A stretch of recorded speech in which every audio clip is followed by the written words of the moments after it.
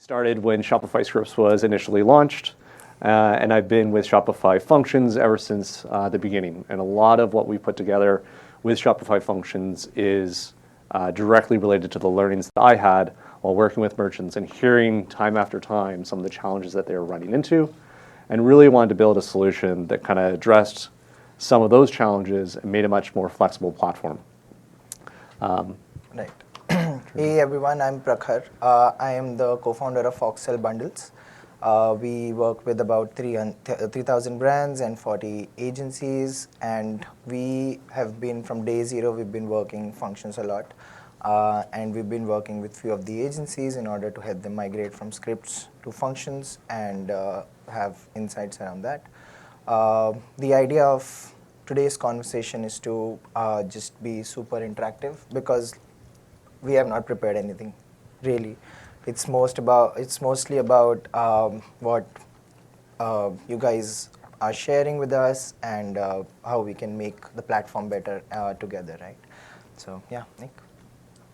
Hi, I'm Nick. I've been with Shopify for about 3 years now. I'm a product lead, and I work on both Shopify CLI as well as collaborating with David on functions.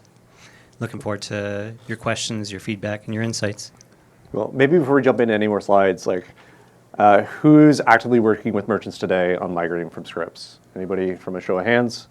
A bunch of people, great. How many people are building solutions from a functions perspective, like building apps, whether that be public or custom apps, stuff like that? Great. So it sounds like we've got, anyone else that isn't using Shopify scripts or isn't using Shopify functions is kind of hoping to get an overview, a bit of that. Okay, great. All right, so quick intro for those. Shopify Scripts has been around for, like I said, I've been around for 8.5 years, and it launched just before I joined, so it's been around for almost 9 years. The main way that it worked was really kind of aligned to the steps of checkout. So we had kind of like the cart step, then we had the delivery step, or the shipping step, and then we had the payment step. And so the scripts were kind of modeled around that. Did a lot of use cases. They were really good at the time in terms of making a lot of things possible that weren't possible.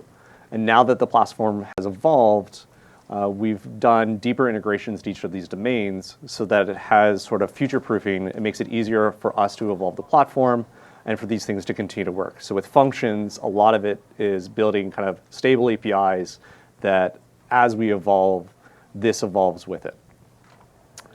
In terms of migration, so like I said, they were modeled around kind of steps of checkout, and so we ended up having a lot of use cases like discounting line items or moving line items, changing line attributes, rejecting discount codes. A lot of that is spread across multiple functions now, whether it be discounts, cart and checkout validations, and sometimes using the checkout UI extensions. Similarly with delivery, it does both delivery discounts, or shipping scripts does delivery discounts, as well as delivery customizations. And so if you're looking to do migrations from what merchants are using this particular Shopify script for, this is the solution they're looking for.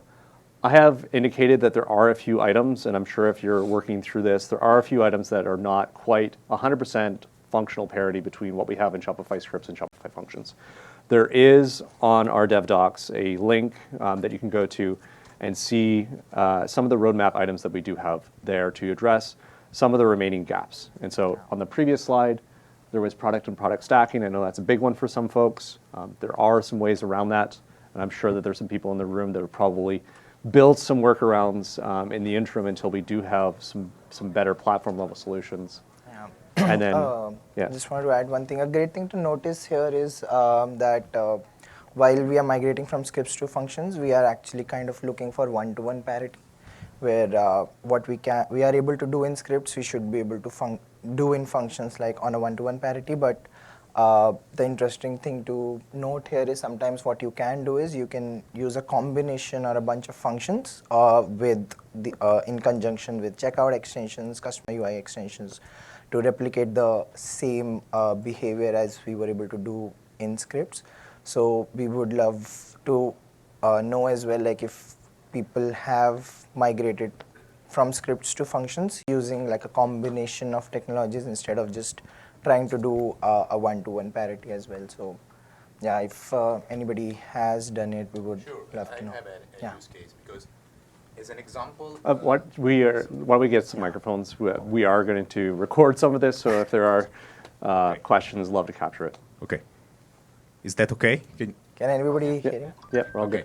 good. As an example, we had the product discount function that, as per, I think, the architecture of functions, does not receive any information about the delivery.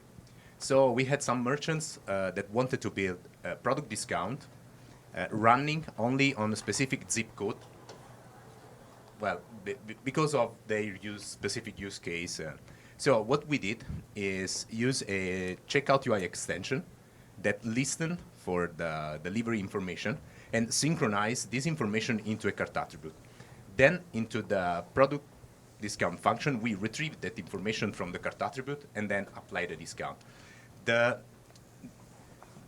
issue is that it only ran into the checkout. But yeah, I mean, you should still provide your shipping address and the place where you provide the shipping address into the checkout. So we discovered that you can use the cart attribute as a bridge of information with functions. So you can just build a checkout UI extension and headless one that synchronize all the information that you want. So you can check it, the checkout API, and push them into a cart attribute. Then, whenever you update the cart attribute, this forces the function to rerun.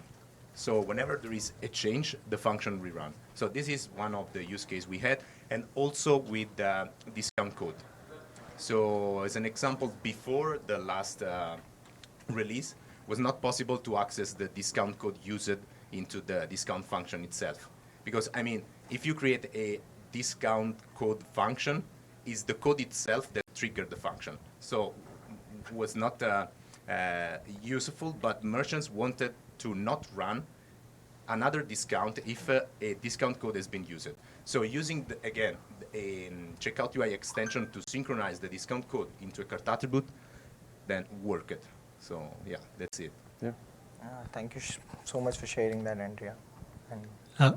Excuse me. I'll just add that you need to be careful when using cart attributes, line item attributes as input to functions. You need to treat it as insecure data because these can easily be added to, amended from the client side with a line of JavaScript in the developer console. So if it's a case where you are applying something, a discount, for example, based on a value in there, then you want to be sure that you validate that data as well or sign it or encrypt it. But it's probably a little bit beyond what the details of what we were going to get into today. Great. Just one last slide here on sort of payment scripts. So payment scripts, the only thing that isn't available is the discount allocation information, like which discounts have applied. There are obviously some workarounds that you can use to kind of get some of that data. Most of the scripts that I'm aware of don't use that data to hide payment options, like hide a payment option based off of the discount. But for all of the rest, those should be covered already by payment customizations.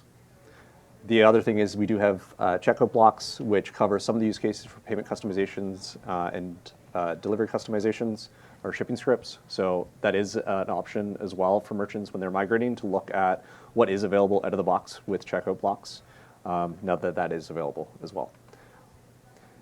Some of the benefits, so I hinted at this during the intro bit. I've been around for a long time, and I heard a lot of conversations very early on with Plus merchants where they wanted to be able to turn on one part of it for like a Monday, turn it off on a Wednesday.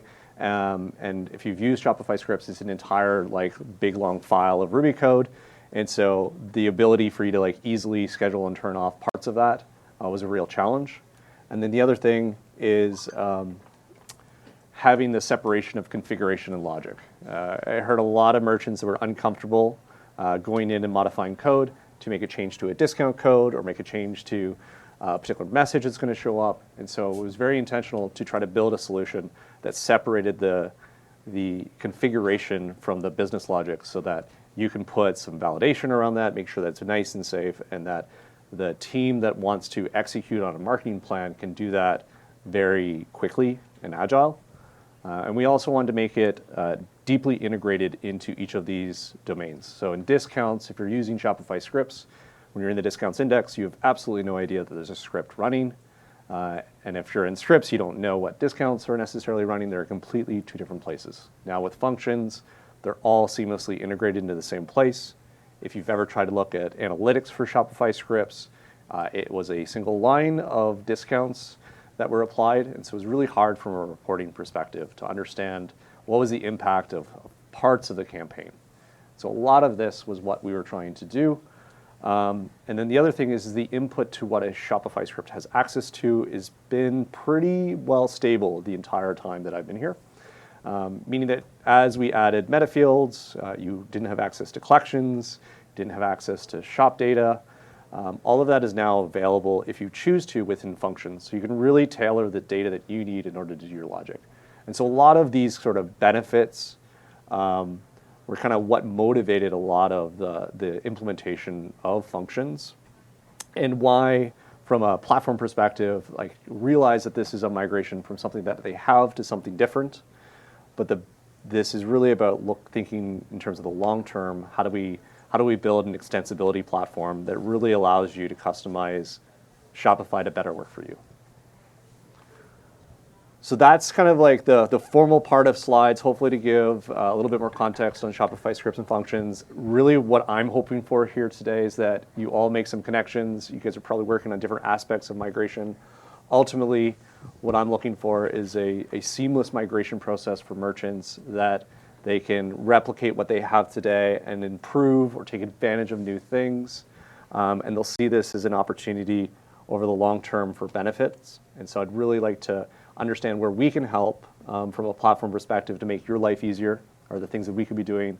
Is there things that people are doing in the room that might be useful for others? Yeah. So, I think one of the insight that I had when I was talking to one of the agencies was the testing tools are getting better and better in terms of migrating from scripts to functions.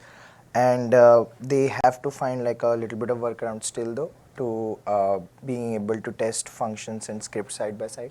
So one of the strategies that they were implementing was kind of whitelisting the emails of the people who are testing out the functions. So they would add a check of a certain email that you can get from the input from a function. And if that is a particular email that has been whitelisted for a function, they would run that function on the checkout.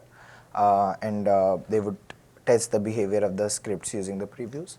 So you can actually test and see how the functions are performing against the scripts. The other thing was, I think, the replay of function logs. That has been pretty helpful to a lot of people because, and function test runner as well on the CLI, because you can have like a bunch of test cases, and you can have like a bunch of JSON files around a lot of the JSON files, and you can also integrate with testing frameworks now within the functions. So that has made life a lot easier because you can then see what was the expected behavior of the scripts and now what is the expected output of the functions without actually going on a live store. So did I hear you right that one of the challenges is merchants or developers who want to confirm that the function they're creating has feature parity or matches the behavior of the script? And so the idea is using like the email address or domain of the customer as a way of turning on the function or enabling the function. Okay. But would you have to do similar on the script side to disable it then? No, I think script side, you would have a way to preview scripts, right? So they would use a lot of that preview scripts, but the problem is not actually testing out that individually. Problem is testing out on a live store, because essentially the the data available on a development store is never at the same parity as the live store. So you need to test out on a real environment. So how do you enable the scripts and functions at the same time to test it out, right? That is the major challenge. Is if anybody ever faced the issue, would love to know about like how people are solving that. Cool. I'd love to hear from anybody that's actually gone through working with a merchant, doing the migration. Love to anybody that want to share kind of their experiences, what they learned, any of the friction parts or what worked well. Love to hear from it. And maybe just share your name as well, kind of who you are. My name's Paul Draper from Redo. Yeah, so we've moved a lot of stuff over to functions. It's gone really well. One difficulty that we've run into is like out of the box, like kind of the hello world example of a function using like maybe some one GraphQL query. It's like you get up to like 85% of the size limit on what you can do for Shopify functions. Something close to that. And that's with like zero logic. You get up to like 85%. So I don't know if anyone's got any better ideas, but like we exceed the limits all the time. So we have to like, our solution is you run the Rust compiler, you run the proc macros, it generates a bunch of code. You go, you strip out the code that you don't need from the proc macros. And then, you take that, you put that through the compiler, and then you can just barely eke it under like the limit. Never ran into that with Ruby. Only ran into that with functions. So if anyone's got any ideas, what I can do about that. Definitely have some ideas there. So at Editions, last week, we released a new version of our Shopify function, Rust Crate. Yeah. And I'll talk about this a little bit more this afternoon if you come to the masterclass. We're actually going to do some hands-on generating the function as well, using the dev assistant. But what we've done is we've changed from reading from standard in and writing to standard out, which meant that you had to like pack in a JSON parser into your function. So the new version has some lower level APIs that are kind of abstracted away, but that has dramatically reduced the binary size for Rust and also improved the performance of that function. And so over the last couple of editions, you'll have noticed last year we did a lot of work to reduce the binary size. I think about 40 kilobytes, if I were to recall, a year ago. I was up here talking. We have had at least one public app that's already migrated in the last week to the new Shopify function, Rust Crate, and that has, I think, almost upwards to 100 kilobytes potentially off of that particular function. Okay, and so that's just upgrading to the new crate. Yeah, so there are some changes. We do have a migration guide, and the other thing that we have done is the dev assistant and our Shopify dev MCP server is all trained on kind of the new version of the Rust Crate, and so you can kind of use it as a proxy to help that migration. Or if you go and use the dev assistant today, it's already going to generate a function with that. So depending on the complexity of what it is that you have. But yeah, that's definitely top of mind for us in like how do we make sure that you are successful in bundling all the logic that you need in order to be successful. Thanks. So yeah, that's useful. Cool. Anybody else kind of gone through migration either themselves or with merchants? Love to share. I'd love to hear from more people, or potentially if you're building an app and kind of working with merchants that are self-serving. Love to hear. Yeah, thanks. Have worked in previous roles with a lot of merchants, use scripts for a lot of different reasons, for mostly discounting. Migration, it's been used super easy. Shout out super easy. But the reason is because using Jay Godson, creating a script, very easy script editor. There was no like function editor equivalent, and no like Jay Godson, shout out Jay Godson, function editor. So it was like grab a line item property that's super easy, put it into Jay Godson, make a script, put it in the script editor. It's like super democratized. Shopify loves that word. Now it's like I got to make an app. Yeah. I have to package it into like an extension of sorts. I can do that, but a lot of merchants can't. So is there going to be a function editor, I suppose? Yeah, it's a great question. I mean, part of the reason why we didn't do, the way that scripts works is it's editing a file on that particular store, which means that the challenge there is organizations that have many different stores. Like I've seen some in my time where it's like 16 different stores where they literally go and copy and paste 16 times. And so we were very intentional around app kind of being that primitive piece. We're always looking at how do we make the friction associated with building an app, how do we decrease that? And I'd say now we're at a point with extension-only apps, you can actually build an app. I mean, it's still a developer, right? Like it's like I'm not gonna. There's still the difference between I can copy and paste code that I feel comfortable with into a web-based IDE versus what we have today is extension-only apps where you can deploy a function and you can deploy UI extensions. So there's like a self-contained system that is deployed to Shopify. And then you really shouldn't have to make changes for hopefully a long time, provided that it keeps meeting that needs. I'd say we're trying to reduce what it means to build an app, but I don't currently have a plan to like build the equivalent of what you see with a web-based IDE for it. Shopify Functions is a WebAssembly platform, so there's some additional challenges associated. We're not just interpreting a script, we're trying to make it possible for you to write it in any language that you want that compiles to WebAssembly. And so, you know, it's a lot to kind of build a function editor, and what does that mean?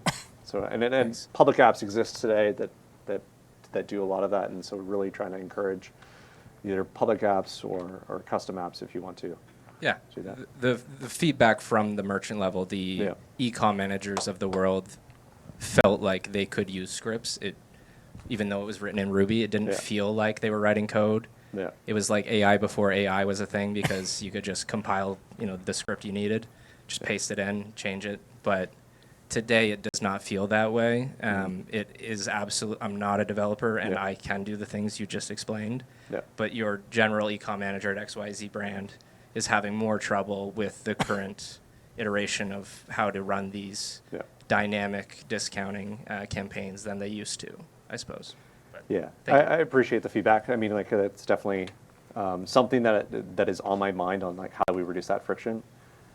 For sure. For those that don't know, Jason Godson created what's called a script editor that allowed you to use a web-based kind of selector, rule builder to make it easy to generate Ruby code that people tended to be fairly popular, where you can copy and paste that code into the Ruby editor as really to kind of reduce the friction of what it meant to build a script. And so, anyways, that's that. Cool. I mean, obviously, we've talked a little bit about some of the challenges that you just brought up. What are other people, anybody else kind of, or anybody looking for a solution to a problem or challenge that they're running into, either themselves building a solution or working with merchants? I'd love to kind of hear from this side of the room. Just if there's anyone that feels comfortable with sharing. Maybe, Sure. okay. Well, I'm Andrea from Nexttools, so we built Super Easy that maybe someone of you knows as an app, and is a public app that helps you into building functions. And one of the challenges that we are facing, as an example, is that we need to create, since merchants are different, and every merchants maybe would need a different kind of logic created for their discount or payment customization, whatever it is. We do not know in advance which fields they wanted to access. So the challenge is to have a rule builder that contains as many fields as possible. So the question is, if you are planning to increment a little bit the query cost, as an example, to 35 or 40, because one thing that I start noticing is that they are trying to access meta field more and more, and it does cost 3, as a cost of 3. So this is one. And then also if we improve the bundle size of Rust, if you are planning to increase maybe this bundle size maybe to 300 kilobytes or stuff like that, because right now I'm talking from a public app side. These are the main difficulties. Imagine that right now we have, just to try to handle all these different combinations, we have 75 functions deployed, and the limit is 800. So I think that in a while we will reach the limit of the number of functions we can deploy as a public app. So this will stop us into supporting merchants with specific requirements. So just that. Great question. So for those that aren't familiar, haven't worked with functions quite as much, we do have a few different limits that are in place for performance reasons. One of those limits is the query complexity. So when you generate the data that I want to fetch, for each field, there's a cost associated with that. Generally speaking, those are a proxy to how expensive it is to actually fetch that data. There's a time to fetch that data for us to provide that information to you. And so if you requested everything, which I think would be the natural default that people would probably want to ask for, the consequence of that would be it would slow down the checkout. And so we're really trying to balance the how do we provide flexibility while also making sure that the buyer doesn't suffer by a slower checkout, the consequence of this. And so the challenge becomes on a public app developer perspective, when you're trying to build a rule builder style solution, you don't know ahead of time. Whereas if you're building something specifically for a merchant or a particular use case, it's much easier to craft the right appropriate data for that. Similarly, on the binary size, the larger the file is, we want to execute these functions as fast as possible. We want to make sure that it's in memory. We can just execute the logic and be done. The larger these things are, the fewer that we can fit into memory. And so it's that trade-off again on the performance side of things. All of these instruction count limits, all of the binary size limits and complexity, trying to kind of find the right balance ultimately is the challenge here from a platform perspective. Just want to kind of share some of the why behind. It's really, really geared towards we want to continue to have a really, really fast checkout and make sure of that. So I don't have an answer to you, but I just the why behind I think is really important. 35 is going to ultimately mean more people by default are going to choose 35 for input, which is going to mean that functions on average get slower because of that. So it's really it's a sort of a delicate challenge there. David, I got a question for you. So I understand that you said that increasing the limits are not essentially a solution because as we keep increasing the limits, people will start breaching those limits as well, and how long do you keep increasing the limit, right? But if we could get an insight a little bit about how these limits are decided so that we are able to understand what limit can we expect to be increased in the future and what limit we can expect that it's going to be a hard limit and not going to be reached, because different use cases actually breaches different sets of limits. So for example, query cost is 30, right? And every line item property that you read is one cost. So every let's say for example you are doing integration among apps that you have to read line item properties. Now it becomes difficult to do integration with the apps because you have to be very cautious about using your cost, right? So you can't do just integrate with the apps that you want to do because you might want to launch new features in the future. So how these limits are actually are in place, and how can we think about in the future about these? Yeah, I'd say, with functions, there's so much variability in what it is that people are building, and I think that's personally what excites me about it is just seeing all the creativity in the community and what is possible that was never possible before, how people are stitching things together.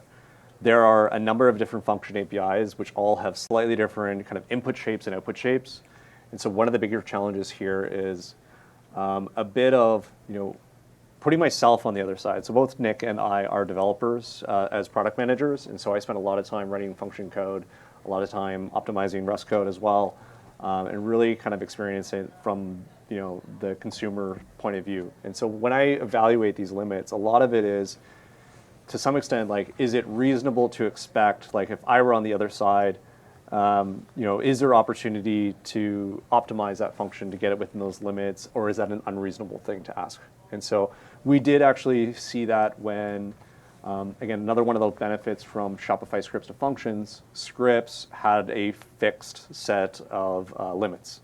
If it was 200 line items, if it was one line item, if it was 500 line items, the values were the same. Last year, we increased that to dynamically scale. So once you hit 200 line items as sort of your input, that was sort of the expectation. And then beyond that, we would continue to give you more and more instructions, more and more input size and output size to kind of go along with the increase in the work that you were expected to do.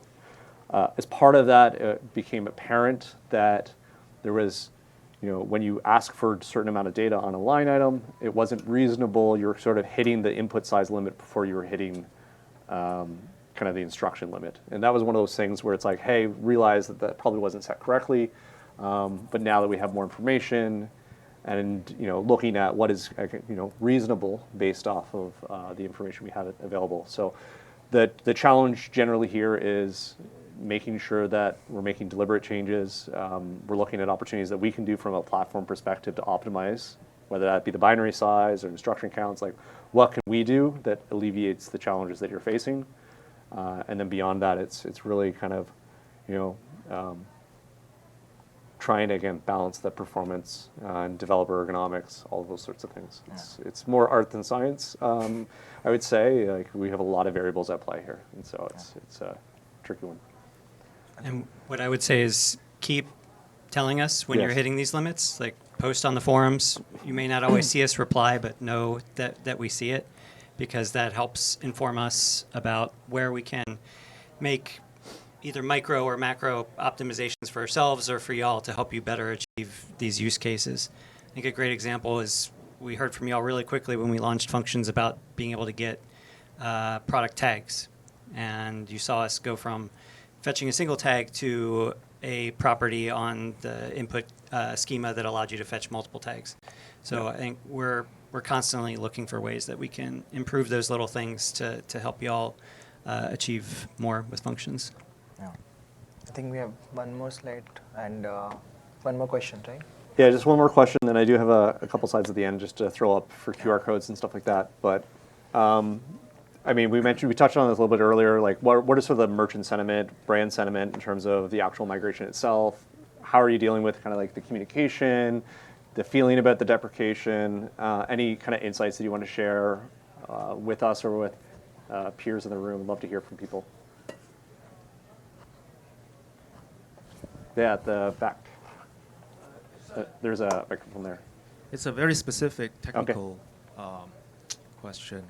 In discount function, Yep. is there a way to read the current date and time? The current date and time. No. You can access like date after. Actually, Nick has been more involved in the date time stuff. But you don't have access to the current date. Yeah, you can get the current date if you know ahead of time what date you want to compare to. You can ask if it's currently after this time, before this time, between these times. But because of our desire to have great performance, to be able to cache the function results, we currently don't give the exact current time. I'd be interested to know the specific use So case. the specific use case would be, I want to apply discount only between these two dates, right? So if I'm able to know what's the current time, and I already know what date range I want to compare it with. Is that a date you could configure on the function on the discount at the time it's created? Yes, but what if I have like 100 date ranges? For example, I want to apply a discount on January and another one on February. Like, that would be 12 Right. discounts, right? So You might be able to do that with multiple discounts now with the Yeah. increased limits, but I'd encourage you to come to the merchandising booth downstairs to talk through it. just like one quick way for those, like, because we're integrated deeply into the discounts index, those could be created as, like, if they are truly separate discounts that run at different times, you can plug into start date and end date, the scheduled dates of that.